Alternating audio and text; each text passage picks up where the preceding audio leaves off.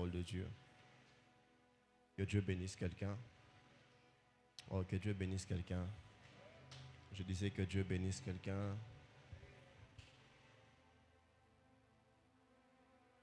Je prie le Seigneur de ne pas être si long pour que nous puissions prendre le temps de prier, que nous puissions rester dans cette même atmosphère. Garde-moi le même, soit dans la même fréquence que moi. Exodus chapitre 1er. Exodus chapitre 1er. Nous allons lire les 5 premiers versets. Exodus chapitre 1er. Exodus chapitre 1er. Quelqu'un sent la présence de Dieu ici? Voilà, est-ce que quelqu'un sent la présence de Dieu? Le livre d'Exodus et après le livre de Des Chroniques. Alléluia. Donc Ruth, 1 Samuel, 2 Samuel, 1 roi, 2 rois, 1 chronique, 2 chroniques, et puis c'est Exodus. Le chapitre 1er. Ok. Le chapitre 1er, le verset 1er jusqu'au verset 5. J'aimerais que nous puissions lire ensemble. Qu'est-ce que la Bible est en train de dire? 1, 2, 3. La première année de Cyrus, roi des Perses, afin que s'accomplit la parole de Dieu, la parole de l'Éternel, prononcée par la bouche de Jérémie, l'Éternel réveilla l'esprit de Cyrus, roi de Perse, qui fit faire de vive voix par écrit cette publication dans tout le royaume. Ainsi parle Cyrus, roi de Perse. L'Éternel, le Dieu de cieux, m'a donné tout le royaume de la terre, et il m'a commandé de lui bâtir une maison à Jérusalem en Judée. Qui d'entre vous est de son peuple? Que son Dieu soit avec lui, et qu'il monte à Jérusalem en Judée et bâtisse la maison de l'Éternel, le Dieu d'Israël. C'est le Dieu qui est à Jérusalem. Dans tout lieu où séjournent les restes de peuple de l'Éternel, les gens du lieu. Attendez, on répond. 1, 2, 3. Dans tout lieu où séjournent les restes du peuple de l'Éternel, les gens du lieu leur donneront l'argent, de l'or, des effets, des offrandes volontaires. J'aimerais que vous puissiez noter toutes ces choses qu'on sera en train de donner, n'est-ce pas? Et qu'est-ce que la Bible dit dans le verset 5? Les chefs de la famille de Juda, de Benjamin, les sacrificateurs, les Lévites, tous ces dont Dieu réveilla l'esprit, quelqu'un répond avec moi, Dieu réveilla l'esprit, s'élevèrent pour aller bâtir la maison de l'Éternel à Jérusalem. On va ajouter le matabis du verset 6. Le verset 6.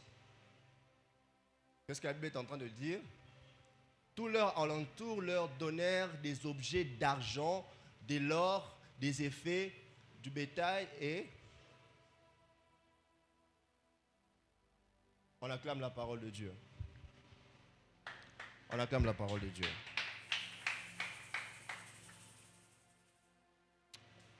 Est-ce que quelqu'un a la joie d'être là ce soir? Est-ce que quelqu'un a la joie d'être là ce soir? Je bénis le Seigneur pour la grâce et l'opportunité qu'il nous fait d'être là ce soir. C'est un privilège, c'est une joie que de revenir encore une fois de plus sur cet autel pour apporter la parole de Dieu. Et comme j'ai toujours l'habitude de le dire, c'est une grâce. Alléluia. Et je l'ai dit, je le redirai, que prêcher est plus une responsabilité qu'un privilège. Alors regarde ton voisin, dis à ton voisin, bienvenue au culte d'enseignement. Dis à ton voisin, bienvenue au culte d'enseignement. On va plus me garder le verset 5 parce que c'est sur ça que je vais plus parler. Alléluia. Alléluia. Alors que Dieu bénisse aussi le pasteur, l'ange de la maison, notre père, le pasteur Jonathan, pour la marque de confiance ainsi que son épouse. Que Dieu le bénisse abondamment. Amen. Alors, nous sommes en train de développer une pensée qui tourne autour de bâtir. Alléluia. C'est moi ici, nous sommes en train de parler autour, le grand thème, c'est autour de la maturité pour bâtir. Quelqu'un dit avec moi la maturité pour bâtir. Mais plus particulièrement, comme déjà l'homme de Dieu qui m'a précédé a posé de bonnes bases par rapport à ce thème, il nous a parlé sur les outils du bâtisseur. Moi, ce soir, j'aimerais partager avec vous autour d'un sous-thème extraordinaire que je vais faire un effort de développer, de finir ce soir. Je vais parler sur le réveil de l'esprit pour bâtir. Quelqu'un dit avec moi le réveil de l'esprit pour bâtir. Maintenant, je vais entendre ça jusqu'ici. Il dit le réveil de l'esprit, voilà, pour bâtir. Alors, je ne vais pas perdre ton attention, je veux que tu sois ensemble avec moi. Alors, dans les livres d'Esdras, vous allez vous rendre compte de quelque chose, c'est que Israël a passé 70 ans de captivité en Babylone.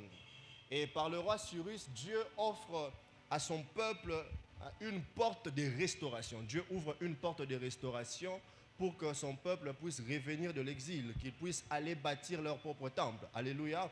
Et vous devez comprendre une chose lorsque vous lisez, vous comprenez cette histoire. Vous devez comprendre que le fait que Dieu a ouvert cette porte de restauration, le fait qu'Israël revient de l'exil, ce n'est pas simplement un changement géographique, mais c'est aussi un appel spirituel que Dieu est en train de lancer à ce peuple pour rebâtir ou pour bâtir pour Dieu un temple. Est-ce que je suis en train de parler à quelqu'un? Ainsi, vous devez savoir une chose, à chaque fois que Dieu occasionne une circonstance dans nos vies, sache que derrière l'occasion que Dieu te donne, derrière la circonstance que Dieu a occasionnée, il se cache un but précis que Dieu est en train de poursuivre. Dieu ne permet rien dans notre vie puisse arriver sans qu'il puisse avoir un objectif derrière ce qu'il permet. Est-ce que je suis en train de parler à quelqu'un? Dans la pensée de Dieu, à chaque fois qu'il permet un événement, à chaque fois qu'il permet une opportunité, à chaque fois qu'il permet une chose nous arriver, rassure-toi, qu'elle soit positive ou négative, Dieu a une pensée derrière. Est-ce que je suis en train de parler à quelqu'un? Dieu a une pensée derrière. Ainsi, derrière le retour de ce peuple d'Israël qui était en captivité pendant 70 ans à Babylone, derrière cette opportunité que Dieu les avait donnée de revenir, la pensée de Dieu, l'objectif de Dieu, c'était qu'on puisse lui bâtir un temple, lui bâtir une maison. Est-ce que je suis en train de parler à quelqu'un? Alors, il y a 4 choses qui attirent mon attention. J'aimerais un peu employer les termes du cordon Grady. Je vais donner des affirmations. Alléluia. Alléluia. Il y a 4 choses qui attirent mon attention pendant que je suis en train de lire ce livre. La première chose qui attire mon attention, vous allez vous rendre compte que dans le livre d'Esdras, Dieu restaure son peuple après 70 ans de captivité à Babylone.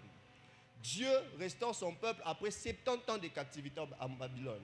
Et lorsque vous lisez le verset premier de ce chapitre, vous allez vous rendre compte qu'on est en train de dire que c'est quelque chose que Cyrus a eu, une vision que Dieu lui a montrée, de permettre au peuple d'aller bâtir, mais c'est une prophétie donnée par Jérémie. Donc nous sommes dans un contexte où Dieu est en train en fait d'accomplir une promesse après 70 ans. Est-ce que je parle à quelqu'un? Est-ce que je parle à quelqu'un? La deuxième chose qui attire mon attention, lorsque je lis ce texte, je me rends compte que le projet de Dieu n'était pas d'abord un projet matériel, c'était d'abord un projet spirituel. Parce qu'il voulait qu'on puisse rebâtir la maison de l'Éternel. C'était un projet spirituel. Voilà pourquoi tout a commencé par quelque chose, une vision, quelque chose qu'il a dit au roi Cyrus. Alléluia. Alléluia. Troisièmement, lorsque j'ai lu ce texte, je me suis rendu compte que lorsque Dieu lance l'appel pour qu'on puisse aller rebâtir, ce n'est pas tout le monde qui a répondu à cet appel. Alléluia. Ce n'est pas tout le monde qui a répondu à cet appel. La Bible dit clairement que seulement c'est dont l'esprit, de ces dont Dieu avait réveillé l'esprit, sont allés pour bâtir. Est-ce que je parle à quelqu'un? La quatrième chose, c'est qu'il y a une vérité. Lorsque vous lisez ce texte, vous allez vous rendre compte que la construction du royaume de Dieu, la construction du temple de Dieu commence toujours par un réveil intérieur. On est ensemble, hein? Que Dieu bénisse ceux qui écrivent. Je répète que la construction du temple de Dieu commence toujours par un réveil intérieur. Et enfin, la dernière chose qui attire mon attention, c'est que vous allez vous rendre compte en lisant cette histoire que la maturité spirituelle ne se mesure pas par des paroles, mais par la capacité de répondre à l'appel divin. Je peux répéter?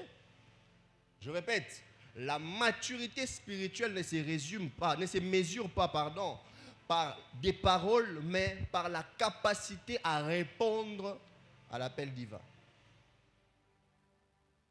Je parle à quelqu'un.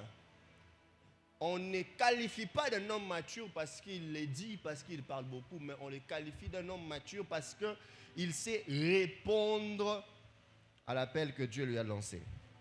Je suis en train de nous amener quelque part pour que nous puissions savoir que nous sommes dans une période très stratégique où Dieu vient de nous lancer un appel. Et c'est l'appel de construire pour lui un temple.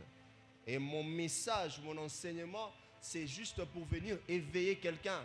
Parce que j'aimerais que nous puissions comprendre ces choses ensemble pour évoluer. Je vais répondre les 5 choses que je venais de dire. La première chose, j'ai dit que lorsque vous lisez ce texte, vous allez vous rendre compte que Dieu restaure son peuple après 70 ans de captivité. La deuxième des choses, c'est que le projet de Dieu n'était pas d'abord matériel, mais spirituel.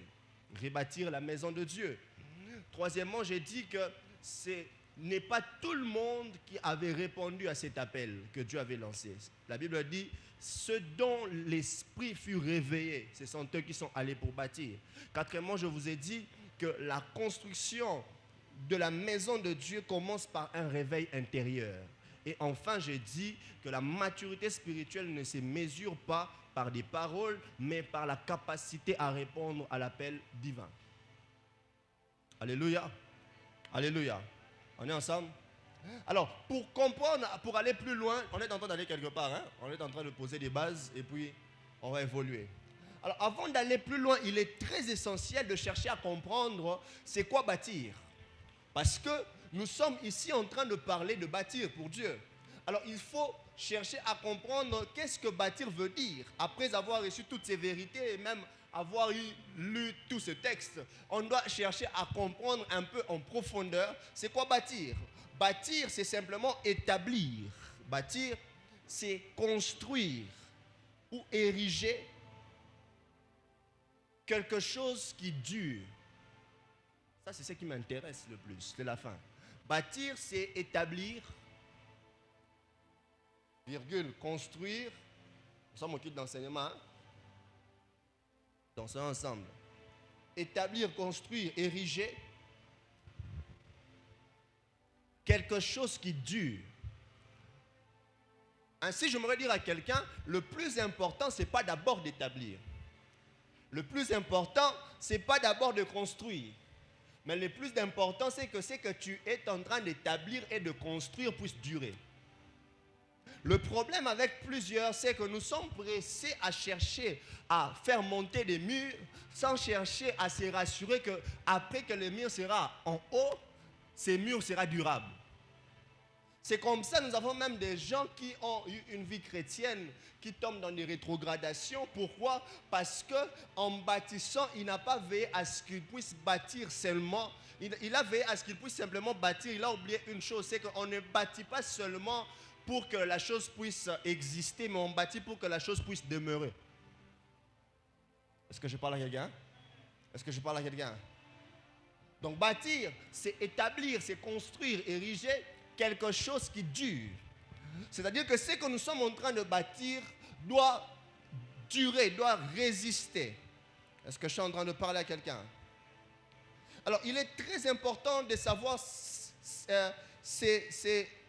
attends, je vais compter. 1, 2, 3, 4, 5, 6, 7. Bon, pratiquement 7 ou 8 choses. Alléluia. C'est très important de savoir les 7 ou 8 choses que je vais donner avant de bâtir. Il y a 8 choses. Bon, je prends cette place. Alléluia. C'est important de connaître 7 choses que je vais vous présenter ce soir avant de bâtir. Parce que pour avoir ce qu'on a ici, tout est parti de quelque chose. Et il a fallu inclure aussi d'autres choses pour que nous puissions avoir l'église telle qu'elle se présente aujourd'hui, n'est-ce pas? Parce que là où nous allons aller, c'est encore plus beau. Alléluia. Alléluia. Alléluia. Alors voici ces 7 choses que tu dois savoir. Pour construire quelque chose de solide dans la vie pratique, il faut savoir 7 choses. Premièrement, avant de bâtir, tu dois avoir une vision. On nous a même parlé de ça. Tu dois avoir une vision claire. C'est-à-dire la vision, c'est simplement c'est cet élément qui te permet de savoir ce que tu veux bâtir. Alléluia. Alléluia. Les hommes peuvent travailler pour bâtir pour toi. Mais toi seul peux juger ce qu'on est en train de bâtir si ça ressemble à ce que tu avais vu. Est-ce que je parle à quelqu'un? Est-ce que je parle à quelqu'un? La vision claire. Deuxièmement, tu dois avoir un plan. Tu dois avoir un plan. Le plan, c'est quoi? Le plan, ce sont les étapes bien définies qui te permettent de matérialiser la vision que tu as vue. Parce que quand on est dans la vision, on est dans un contexte spirituel. Quand je parle de contexte spirituel, ce n'est pas spirituel, je ne sais pas quel est le terme que je peux employer, mais c'est dans un contexte invisible. C'est encore dans la tête, c'est encore dans l'imagination. Est-ce que je suis en train de parler à quelqu'un? Maintenant, dans les plans, on est en train de donner une forme à la chose. Mais on n'a pas encore la chose. On est ensemble? La troisième chose dont tu as besoin, ce sont des ressources. Quand je parle de ressources, je parle de l'argent, je parle du matériel. C'est ici même qu'on a le point du message ou le thème que l'homme de Dieu a exploité pendant toute la semaine passée. C'est ici qu'on a les outils du bâtisseur. Tu as besoin des ressources, l'argent, les matériels, les compétences, tout ça. La quatrième, c'est ça, quatrième chose, tu as besoin des personnes. Tu as besoin des personnes, des gens. Pour collaborer, pour avoir un conseiller, un partenaire, ainsi de suite. La cinquième chose, tu as besoin de la discipline. Pour bâtir, tu as besoin de la discipline. Pourquoi? Parce que la discipline te permet d'être constant dans ce que tu es en train de faire pour mieux exécuter ton projet. Parce que, vous devez savoir, c'est très difficile de bâtir. C'est facile d'avoir la vision de bâtir, mais c'est difficile de bâtir. Alléluia. Certainement, il y a tout le monde qui a une maison de ses rêves ici, dans sa tête. Construis ça maintenant. Vous voyez là où se trouve la difficulté? C'est lorsque ce qu'il y a dans ta tête doit maintenant sortir de ta tête pour qu'elle soit réelle. Alors pour ça, tu as besoin d'une discipline. La discipline te donne la constance afin que tu continues à bâtir. La quantième, sixième chose, tu as besoin de la gestion du temps pour bâtir. La gestion du temps, c'est-à-dire avancer étape par étape, sans précipitation. Et enfin, j'avais bien compté en esprit. Enfin, tu as besoin de la persévérance. Quelqu'un dit avec moi la persévérance. Commencer ce bien, mais terminer ce qu'on a commencé, c'est compliqué. Et la seule chose qui peut te permettre de terminer ce que tu as commencé, c'est la persévérance. Alléluia. Oh, je vois quelqu'un qui sera persévérant pendant cette période. Alors, quand vous voyez ces 7 choses, si j'essaye de les simplifier, je vais les simplifier à 3 choses. Je suis venu avec beaucoup de points. C'est que pour bâtir, premièrement, on a besoin d'un projet. C'est-à-dire qu'on a besoin, dans le projet, on a la vision, les plans.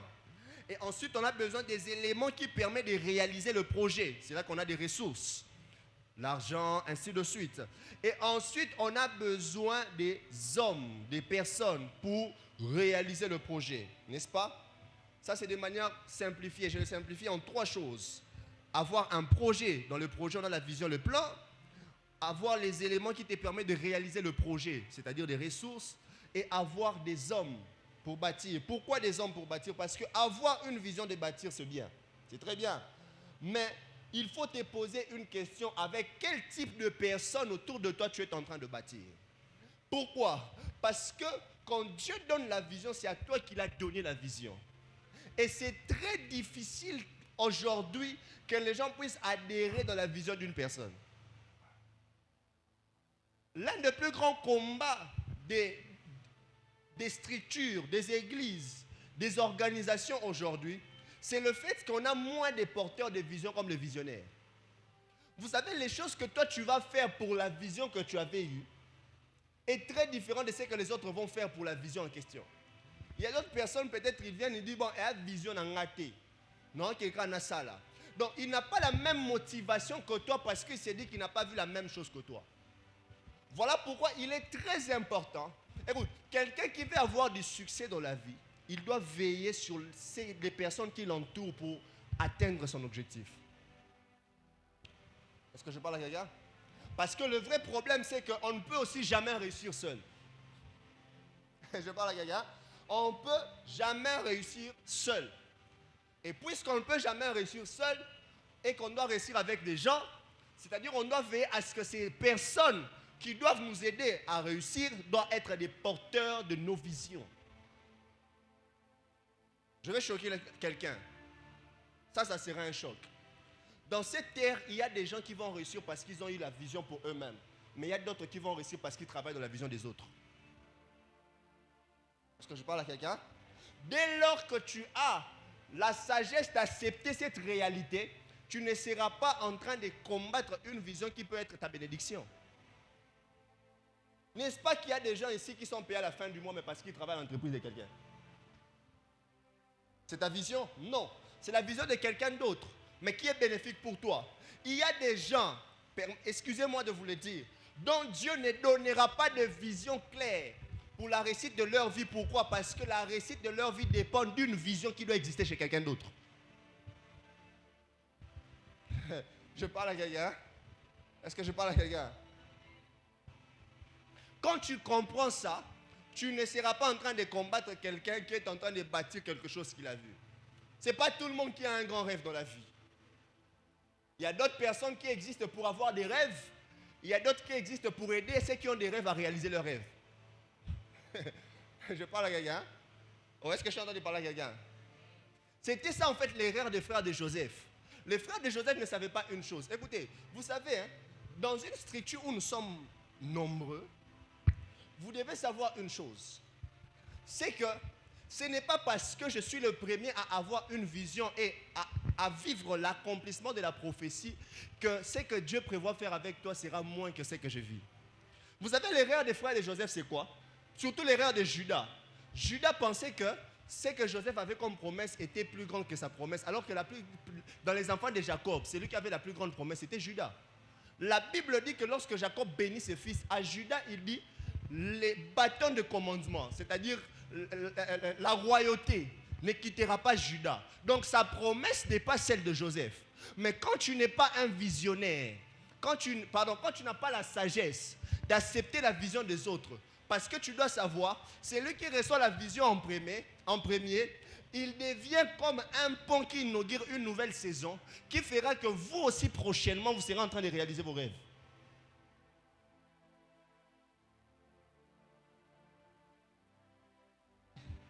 J'allais prendre l'exemple de quelqu'un, mais là je vais ça. Film ou pas moi. Je vais prendre l'exemple de qui? Ah, c'est un politicien qui est dans la prison. Tu vas voir que ça a un gondo boy dans le film à mort. Non, le bêtité. On était avec un frère à Gisanto. Quand on voulait rentrer, on est arrivé quelque part, il y a un monsieur qui est venu, il a dit, je suis de l'ANR, je suis venu vérifier vos identités. Maintenant, lui, il n'en avait pas. Déjà, il y a place à Zalaï. À mon linga. Dans la monifime, vous tenez à Kanye, dans mon linga. Mais oh, ça va dire à Kanye, c'est lui, ça profite.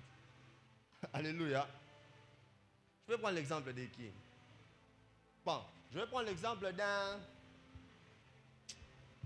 Bon, lui, il n'est plus président. Je vais prendre l'exemple du sénateur Kabila. Alléluia. Chinarambo. Alléluia. Vous allez vous rendre compte de quelque chose. Écoutez, je suis en train d'imaginer leur vie dans le passé. Ils n'ont rien.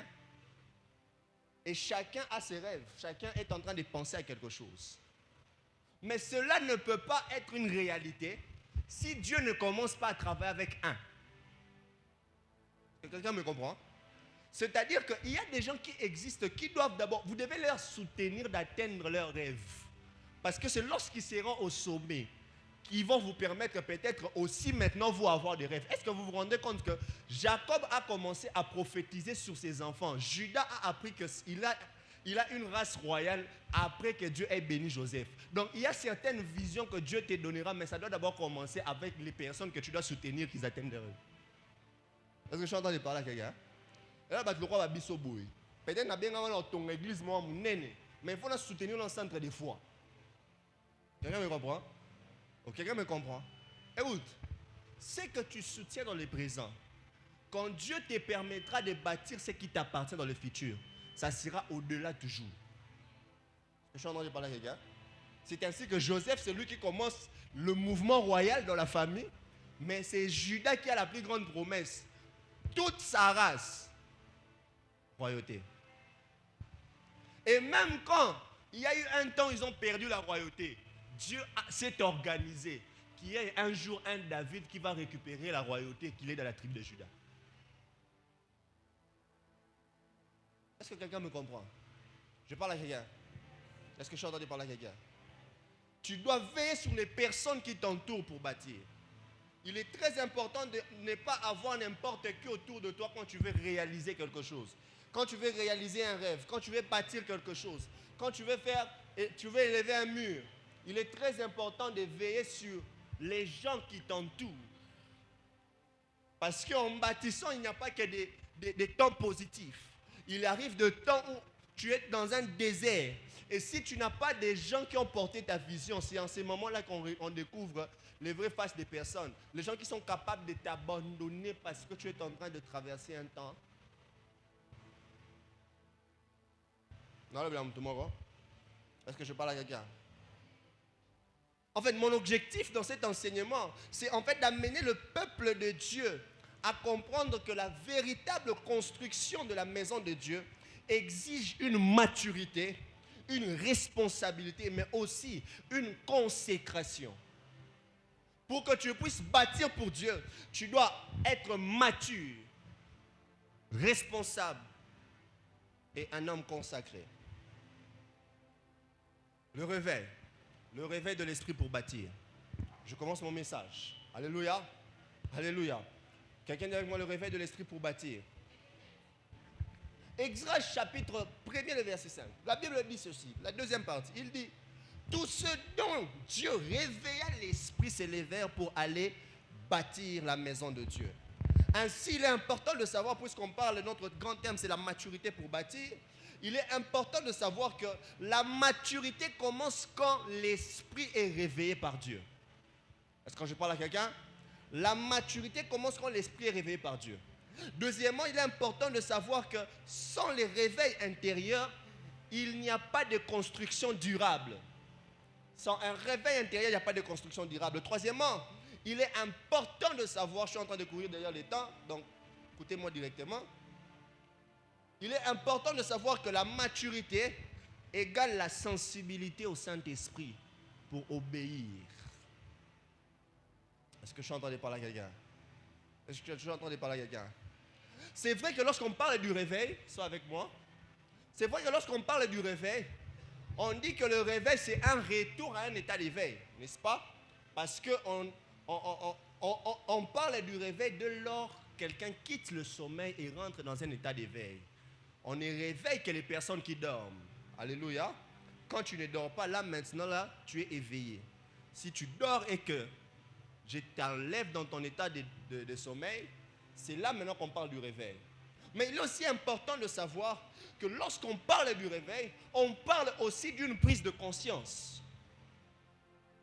Est-ce que je parle à quelqu'un? On parle aussi d'une prise de conscience. Lorsqu'on parle du réveil, on parle aussi d'une inspiration, d'un désir profond de quelque chose. Le même chapitre, le même verset que nous venons de lire, lorsque vous lisez ça dans la version Parole des vies, la Bible est en train de dire ceci. La Bible est en train de dire ceci.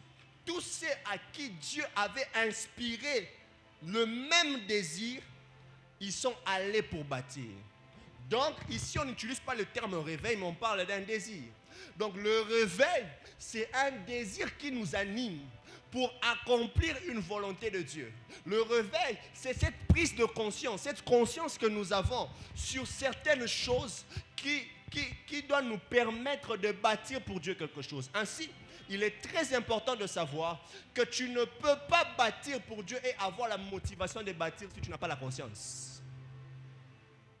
Est-ce que je parle à quelqu'un? Est-ce que je suis en train de parler à quelqu'un? Nous avons besoin en ces temps des hommes et des femmes réveillés.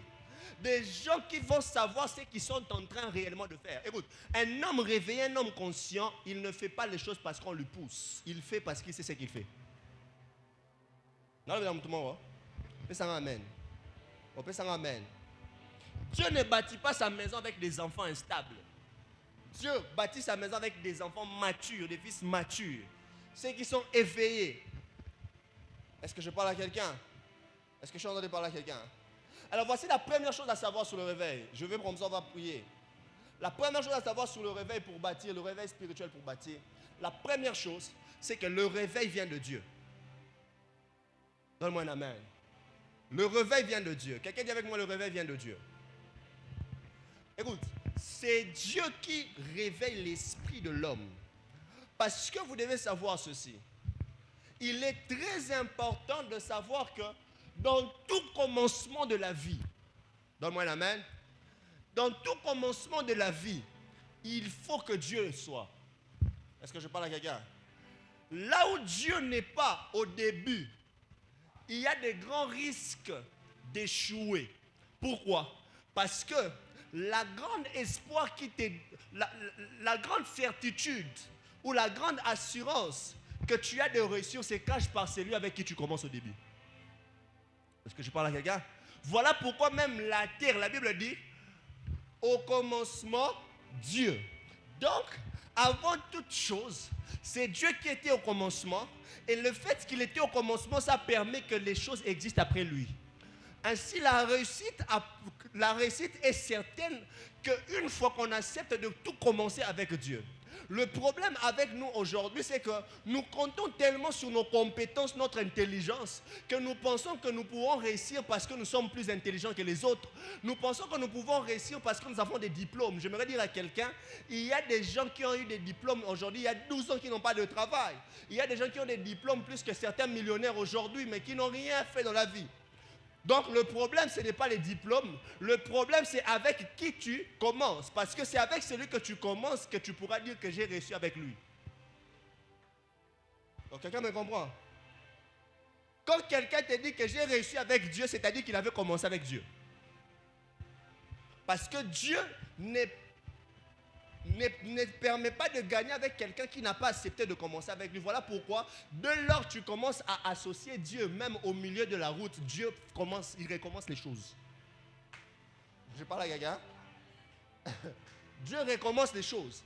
Quand tu l'associes au milieu de la route, il commence avec toi là maintenant.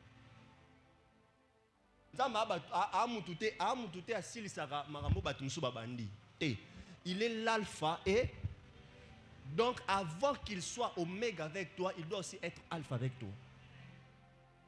Dieu sera avec toi et terminera avec toi que s'il a commencé avec toi. Écoute, la bonne nouvelle que j'ai pour quelqu'un, c'est ceci. La Bible dit dans le livre de Psaumes, avec Dieu nous ferons des exploits. Donc, il est impossible. Écoute, tu n'as aucun pourcentage d'échec si tu commences avec Dieu. Non, j'ai dit que tu as aucun. Je n'ai pas dit que tu as 1%. Non, aucun pourcentage d'échec si tu commences avec Dieu. Donc le problème, les obstacles, les difficultés, ça ne me dérange pas. Pourquoi? Parce que c'est lui avec qui je commence. La Bible dit, avec Dieu nous ferons des exploits, mais lui écrasera nos ennemis. Donc, tout ce qui peut être un obstacle à ma réussite, ce n'est pas mon problème, ça devient le problème de Dieu. Voilà pourquoi il a dit à Israël, gardez silence, c'est moi qui va combattre pour vous. Donc, écoute, la certitude de l'échec de l'ennemi, c'est que ce n'est pas toi qui vas le combattre. Tu n'es pas encore là, j'ai besoin que tu viennes. Viens, je t'appelle, viens. J'ai dit que la certitude de l'échec de l'ennemi, c'est que quand tu vas au champ de bataille, toi tu ne combats pas parce que Dieu t'a dit, garde silence, c'est moi. Or, personne ne peut vaincre Dieu. J'ai envie de dire à quelqu'un que l'échec de ton ennemi est assuré. C'est lui qui disait qu'il va t'empêcher de bâtir. Il a déjà échoué d'avance. Parce que ce n'est pas moi qui descends dans le champ de bataille. Voilà pourquoi lorsque David est arrivé dans la vallée et qu'il y avait Goliath, il dit, toi tu es venu avec les épées, tu es venu avec les choses que les guerriers utilisent. Mais moi je viens avec le nom de l'Éternel. Parce que je sais que chaque mouvement que je veux faire, ça ne sera pas moi, ça sera l'Éternel. Voilà pourquoi Dieu a accepté de faire tomber Goliath avec la pierre, parce que lui-même on l'appelle la pierre angulaire. Donc quand David a lancé la pierre, c'est Dieu qui était en train de lancer. Voilà pourquoi j'aime une chose. Quand la pierre a frappé Goliath dans le front, Goliath n'est pas tombé par derrière, Goliath est tombé par devant. Parce que ce qu'on lui avait lancé, c'est Dieu.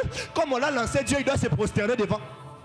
Je suis en train de dire à quelqu'un, ton ennemi sera en train de tomber par devant. Pourquoi? Parce que son échec doit se suivre de l'adoration vers celui qui t'a fait vaincre. Écoute, lorsque le feu est descendu à Mont Carmel, la Bible ne dit pas que Élie a dit qui est Dieu. Non, la Bible dit le peuple a eux-mêmes dit c'est l'Éternel qui est Dieu. Donc il y a certaines victoires, on n'a même plus besoin de rappeler. Maintenant, il y a ce qu'on a en Zambé. Voilà pourquoi un jour, on a fait l'erreur. On a pris l'arche de l'Alliance. On a mis au même endroit que Dagon. Et la Bible déclare le jour suivant, quand ils sont venus s'entrer, ils ont trouvé Dagon, Nassé. Tu ne peux pas être là où Dieu est et que tu es le contraire de Dieu sans que tu l'adores. Dagon prosterné. Mais Dagon ni prosterné. Écoute, on saura qui a le vrai Dieu. J'ai dit, on saura qui a le vrai Dieu. Écoute, il y a certaines choses quand Dieu le fait. Même ton ennemi, le plus grand sorcier du monde, il se met à adorer Dieu. Jésus. Miracle Jésus. Il y a des choses, hein. C'est tellement ça trouble l'entendement des gens. Je suis en train de voir les gens qui ont dit église au Batongate. Quand ils vont regarder l'église, ils vont dire Nzamba mon nene. Normalement, mon le bango azala général abandoki. C'est quoi alors église en mon nene. Donc déjà tant qu'on compte l'église en mon nene Nzamba mon nene. Donc déjà là qui c'est niveau boana c'est. Frère, Satan maîtrisable. Ta voisin le voit, Satan maîtrisable. On va construire pour Dieu. Parce que nous allons commencer avec Dieu. Commencer avec Dieu veut dire quoi? La meilleure manière de commencer avec Dieu, c'est dans la prière. Voilà pourquoi nous, avant qu'on puisse mettre des briques physiques, on met d'abord des briques spirituelles. Alléluia. Écoute, la qualité de ce que tu veux avoir dans le physique dépend de la profondeur que tu as eu du temps de préparer ça dans le spirituel. Pour odon na moi, il faut zamutmo lokaka butu.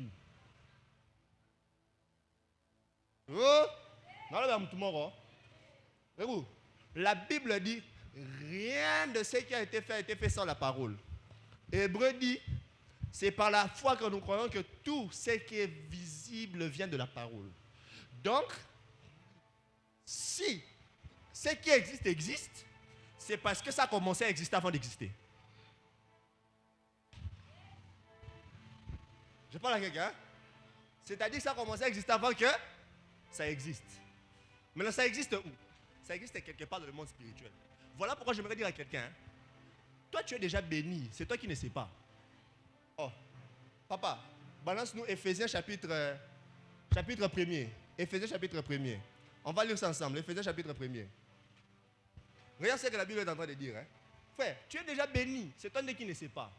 Il y a maintenant quelque chose que tu dois faire pour que tu vives ça. Je vais te dire ça après, mais toi t'en as. Éphésiens chapitre 1er. Eh, chabrada là-bas. Ah, je sens l'atmosphère de ne pas finir la prédication. La Bible dit ceci. Passe, le deuxième chapitre, le deuxième verset. Troisième. Béni soit, on peut lire ensemble, 1, 2, 3. Béni soit Dieu, le Père de notre Seigneur Jésus-Christ, qui nous a, avant d'abord de continuer, qui fait quoi? C'est dans le futur. C'est dans le présent? Dans le passé, hein? Ok, on continue. Qui nous a? De quoi? Toutes sortes de bénédictions. Tout ce qui existe comme bénédiction, Dieu nous a déjà donné dans le passé. Maintenant, qu'est-ce qu'on dit après? Toutes sortes de bénédictions spirituelles dans les lieux célestes. Maintenant, Seigneur, moi je suis terrestre. Tu me bénis, mais spirituellement. Pourquoi? C'est pour cela dans le même livre d'Éphésiens, dans le chapitre 6, l'apôtre Paul vient maintenant vous dire, oh, mais vous ne luttez pas contre la chair et le sang. Donc, autrement pour dire, il y a une lutte que tu dois mener dans le monde spirituel pour que tu puisses posséder ça. Voilà pourquoi nous, avant de briquer Mata, avant de les éléphants, tout travaillons. L'endurance de ce que tu vas voir dans le physique dépend de comment tu l'as préparé dans le spirituel. Les hommes qui réussissent, voilà pourquoi. Tala. Yo to mona ngo normal mutu alinya tonga ndako ma sacrifier. Hein? Mutu alinya tonga ndako sacrifier. Mutu alinya zo mutuka a sacrifier. A comme si mutuka. Bino moment mutu kuma mutu kanzo ndeza mutu. Vous pensez que c'est il faut ça en vain? Pour bien. Tala. Et puis pour n'abattre pas mater. On va avoir condition pour une femme vierge, une femme qui est sur le point d'accoucher. Pour dire qualité l'Europe ça. Et déterminer durabilité l'Europe. Ce qu'il y a biso dans un problème, te biso que toi na posate on ça va combiner belleté. Et dans le passé, béni soit les. Donc au pas mola mana déjà ça ka bablo moi miki. Moi ma prière, ma gêne, ma retraite. Je parle à quelqu'un. Est-ce que je parle à quelqu'un? Oh, j'ai pris le Seigneur qui nous donne la capacité de vaincre dans ce que nous serons en train de bâtir. Oh, est-ce que je parle à quelqu'un? Est-ce que je parle à quelqu'un? La deuxième chose que tu dois savoir, je vais rapidement pour finir. Reste avec moi, Damas. La deuxième, hein? La deuxième chose que tu dois savoir sur le réveil pour bâtir, c'est que le réveil produit toujours un mouvement vers la construction. Le réveil produit toujours un mouvement vers la construction. La Bible dit ceci. La Bible déclare, tous ceux dont Dieu a réveillé l'esprit, ils se sont levés pour aller bâtir. Donc, le réveil doit se faire suivre de l'action. On peut dire que tu es réveillé que lorsque tu poses des actions après avoir été réveillé. Alléluia. Alléluia. Écoute, quand tu te réveilles, ça c'est quelque chose même qu'on vit à la maison. Quand tu te réveilles, tu as ouvert tes yeux, mais tu es toujours au lit. Et qu'on te demande si tu es là, on peut dire que tu dors encore. C'est lorsque tu quittes les lits qu'on peut maintenant dire que tu es. Donc, le problème, ce n'est pas d'ouvrir les yeux. Mais le problème, c'est les mouvements que tu fais après avoir ouvert les yeux. Donc, le réveil, c'est le mouvement que nous sommes en train de faire. Donc, Dieu réveille notre esprit. Allons maintenant pour bâtir. C'est comme ça la Bible dit, c'est dont Dieu avait réveillé l'esprit, se sont levés pour aller bâtir. Donc, ils ont posé des actions. J'aimerais dire à quelqu'un, en ces temps, Dieu cherche des hommes et des femmes qui vont poser des actions. J'aimerais dire à quelqu'un ceci, hein, même Christian, même toi, quand on va construire là-bas, Lukata brique nous manque quota. Oh, je parle à quelqu'un. Et vous, le réveil dont Dieu attend de nous en ces temps, c'est d'être conscient de ce que nous sommes en train de faire. Non seulement c'est nous bâtissons pour Dieu que ça sera durable, mais ça sera bénéfique pour nous. Je connais une dame à l'église de mon père. À l'époque, cette dame, il y avait une période où on était en train de construire l'église. Elle avait fait l'offrande des tôles. Et on avait mis des tôles. Et je ne savais pas pourquoi cette dame-là, le jour où on était en train de mettre les tôles, elle était présente. Et après, non, on ne connaissait pas l'essence de ce qu'elle faisait. Après plusieurs mois, son enfant très malade à 3 heures. L'enfant malade, l'enfant en train de mourir. On appelle les pasteurs, le téléphone ne passe pas. Cette dame, ils ont pris l'enfant. Ils habitaient non loin de l'église. Et pendant qu'ils marchaient pour aller, ils étaient en train de passer l'église. Elle a dit non, rentrons d'abord à l'église. Elle est allée avec l'enfant, seulement là où il y avait ses tôles. Là, on m'a dit, Seigneur, oh, frère, ils ne sont pas allés à l'hôpital. Sur place, l'enfant s'est réveillé. Nzamba musi mwana pona ba tol. Tala, oyebi teta muso oza bloqué quelque part. Nzamba peso ta miracle pona Jack au pesa en église. On a besoin pour un flash disque au sommet de la média. Alléluia. Est-ce que je parle à quelqu'un?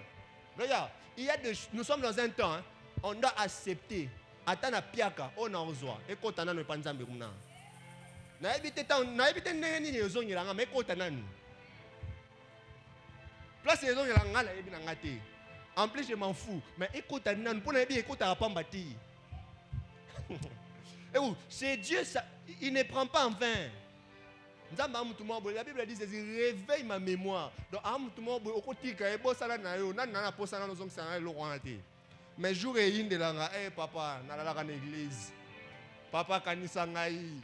Bangunge église nzambe ba santé, stamba swaka ngai nazonga kana malaria. Tanzamba hotala, tali bouton ngunya pesa o. Atino au Canada non soukamana. Francis, ce que vous faites ici, hein, Kevin, vous êtes en train de bâtir quelque chose que vous ne savez pas. Je connais un frère qui habitait à la permanence. Licencié. Il avait qu'une chemise et un pantalon. Et vous savez comment il faisait? Vous voyez bien. Hein? Ces frères-là, à chaque fois qu'il rentrait le soir, il était obligé de laver sa chemise et son pantalon. Mais ce que ta frère à permanence, à la rade de la mbawana. Ce qu'on va nous dire, obligé à jouer drap fini qui. Adni va bien qu'on a eu. Parce qu'au moins et là, on a boutou fait quand on a tongo. Donc 3 heures déjà fait qu'on t'a faire pour monter à faire quand on sera chaud. Et le matin il allait, Dieu l'a fait la grâce, il a eu un travail. J'étais chez un DG comme sentinelle. Bon, il commençait à travailler, c'était pas un problème pour lui. Une fois, les frères allaient draguer une sœur. Une sœur protocole, le protocole amène. Le protocole a dit, moi vraiment, avec ces frères-là qui a seulement un pantalon et une chemise, c'est qu'il met la semaine, c'est ce qu'il met les dimanches. Jamais. Le frère a blessé à Fana Naépé. Et un jour, il y avait une réunion dans la maison de son patron. Et c'était les grandes autorités qui venaient, parce que son patron était élevé en dignité. Et il y avait un monsieur qui est venu. Et quand ce monsieur arrive au portail, il trouve que c'était une sentinelle. Il a commencé à parler avec lui, mais il s'est rendu compte que oh, sentinelle a dit français, il a commencé à parler avec lui, il a dit mais comment il arrive à bien s'exprimer, tout ça. Et puis il a posé la question, qu'est-ce que tu fais ici? Oh, je suis sentinelle. Toi, tu es sentinelle, tu es licencié. Oh oui, je suis licencié, je fais ceci, je fais cela. Bon. Bon, prends mon numéro, appelle-moi demain, passe au bureau. Frère, pas Ebira, Babylone a zangé belé, appelle-moi, tant qu'on bien avoir été. Frère, qui n'a lobby. Si pas na fan ça, abandon poser ma question. À poser ma question. À poser ma question. Après, on a su à lobby, ok. Parce que quand j'ai parlé avec toi hier, j'ai senti que tu avais quand même un cerveau et tout. Alors, je décide aujourd'hui, tu deviens mon second. Parce que tu peux entendre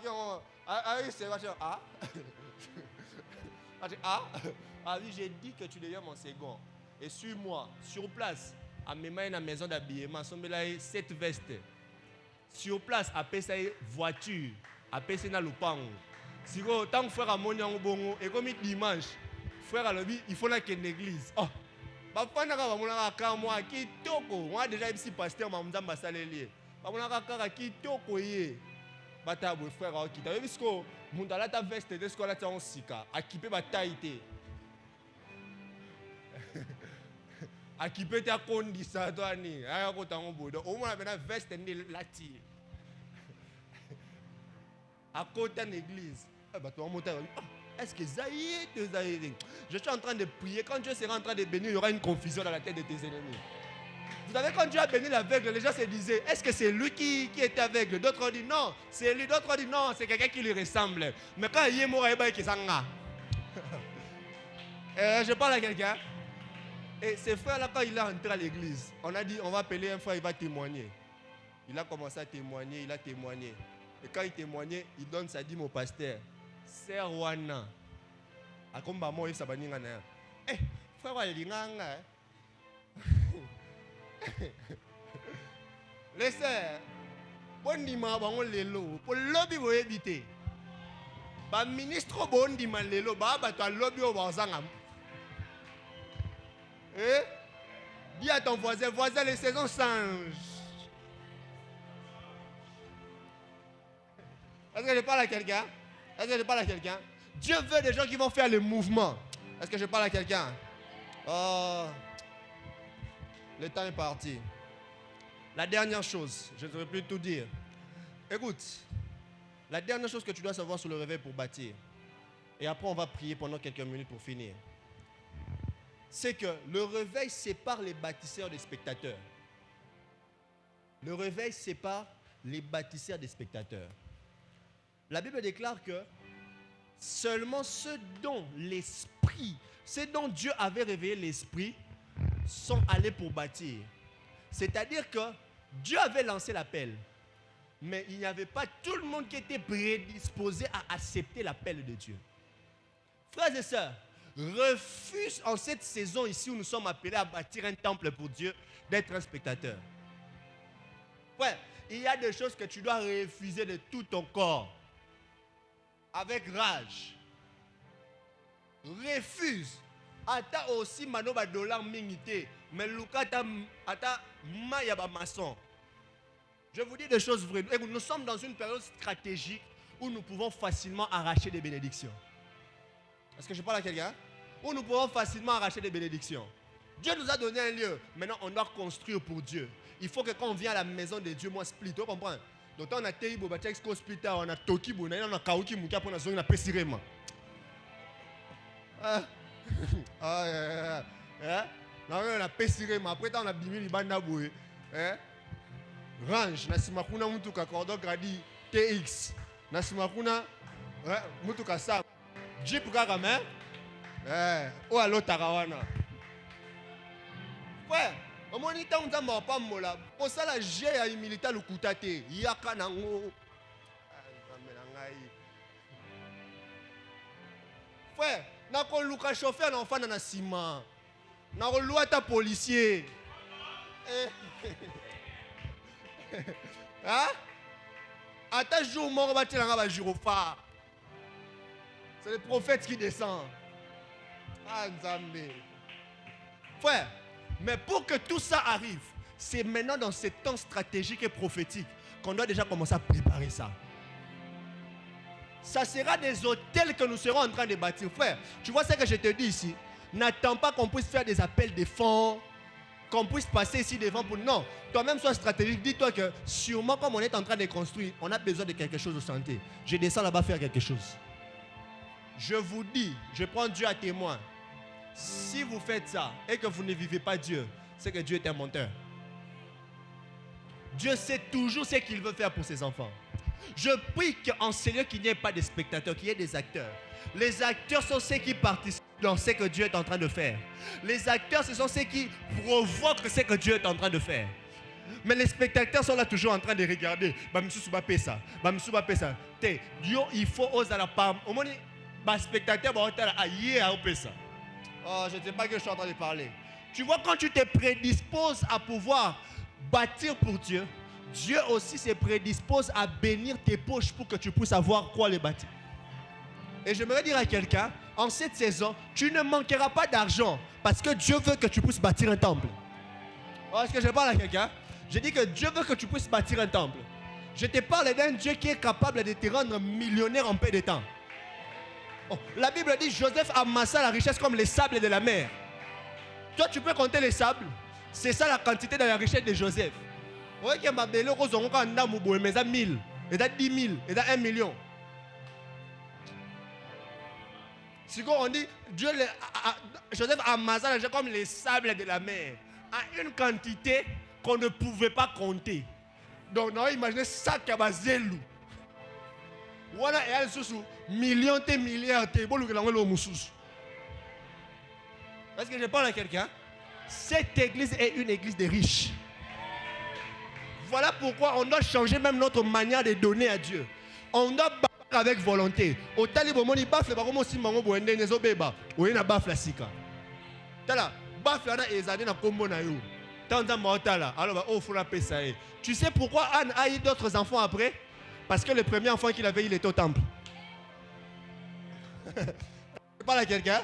Le premier qu'il a eu, Akabeli Nzambe. Écoute, il y a certains jours quand Dieu regarde.